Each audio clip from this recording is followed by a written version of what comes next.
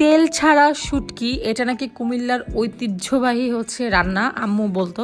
So যেহেতু আমার বাড়ি হচ্ছে কুমিল্লা, আমার কুমিল্লায় খুব একটা থাকা হয় নাই, আম্মু থেকেছে যেহেতু তার শ্বশুর বাড়ি, তো আম্মু বলছে যে এটা নাকি আমাদের ওখানকার সব থেকে মজাদার একটা রেসিপি। সো আজকে হচ্ছে সেই রেসিপিটা আপনাদের সাথে শেয়ার করব। ফার্স্টে যেটা করলাম, আমি হচ্ছে চুলায় হচ্ছে শীতল শুটকি যেটাকে বলে ওইটা জাস্ট আমি সিদ্ধ দিয়ে দিলাম হালকা পরিমাণের। এখন আম্মু একটা বড় একটা পাতিলের মধ্যে জাস্ট হচ্ছে 2 চামচ হলুদ দিয়ে দিয়েছে, দেন হচ্ছে দিয়ে দিচ্ছে হচ্ছে পরিমাণ মতো 2 চামচ না, এখানে 2 চামচের বেশি হচ্ছে এখানে গুঁড়ো মরিচ ইউজ করা হয়েছে, কারণ এই তরকারিটাই হচ্ছে সব থেকে বেশি ঝাল হয়।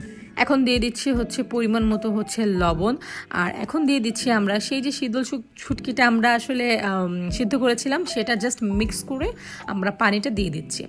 এখন হচ্ছে আমরা মানে যেটা হচ্ছে এইটাই হচ্ছে গেম চেঞ্জার জিনিস, এটার সাথে দিয়ে দিচ্ছি আমরা লইটা শুটকি আমরা ভিজিয়ে রেখেছিলাম, এটা আমার আসলে শুট করা হয়নি, সেটা ছোট ছোট করে কেটে কেটে ওইটা আমরা পরিমাণ মতো দিয়ে নিচ্ছি। আপনারা চাইলে অন্যান্য শুটকিও ইউজ করতে পারেন। সব থেকে মজার বিষয় হচ্ছে এখন যেহেতু শীত এসেছে, আপনারা চাইলে বিভিন্ন ধরনের সবজি দিয়ে আপনারা এই জিনিসটা ইজিলি করতে পারেন। এখন দিয়ে দিচ্ছি হচ্ছে কাঁচামরিচ, রসুন আর পেঁয়াজ, সেটাও পরিমাণ মতো। আর এখন একটু নাড়াচাড়া করে আমরা একটু জাস্ট ঢেকে দিব, এটা একটু বলক আসা অবধি। অ্যান্ড দেন যখন বলক চলে আসবে এইটার মধ্যে আমরা দিয়ে দিব হচ্ছে পুঁই শাক, তারপরে হচ্ছে কাঁঠালের বিচি, আলু। আমরা কিন্তু কাঁঠালের বিচি হচ্ছে 1 বছর হচ্ছে মানে বছর জুড়ে হচ্ছে আমরা মানে প্রিজার্ভ করে রেখে দিই, সো দ্যাট এটা আমার খুব পছন্দের, এই জন্য হচ্ছে যাতে আমরা যখন ইচ্ছা হয় তখন যাতে খেতে পারি। এখানে যেহেতু পুঁই শাক ইউজ করা হয়েছে, আপনি এইটার বদলে অন্যান্য যে কোনো ধরনের সবজি ইউজ করতে পারেন। শীতের সময় যেই কোনো ধরনের সবজি কিন্তু অনেক মজা। আর এখানে কিন্তু কোনো পরিমাণ কোনো তেল ইউজ করা হয় নাই, আর এটা ট্রাস্ট মি এই তরকারিটা এত মজা গরম ভাতের সাথে মানে একদম পুরোটাই জমে যায়। এখন হচ্ছে আমরা জাস্ট একটু লবণটা চেক করে আমরা জাস্ট একটু এটা আমরা রেখে দিব, এটা একদম ঘন হয়ে আসা অবধি আমরা ওয়েট করব। আর প্লিজ আশেপাশের অবস্থা দেখে ইগনোর করেন, কজ এটা রান্না হয়ে গেলে এমনিতেই ক্লিন হয়ে যাবে। এই যে এখন হচ্ছে বলক আসছে, এখনও কিন্তু স্টিল শেষ হয়ে যায় নাই।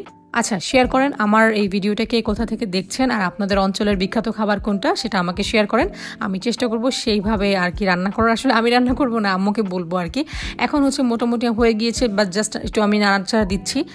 আমার যখন খুব ঝাল খাওয়ার একটা ক্রেভিংস আসে তখন আম্মুকে বলি, আম্মু জাস্ট এটা একটু বানাও, অ্যান্ড দেন হচ্ছে আম্মু বানায় দেয়। হাতের কাছে যে কোনো ধরনের সবজি থাকলে জাস্ট এটা বানানো যায়।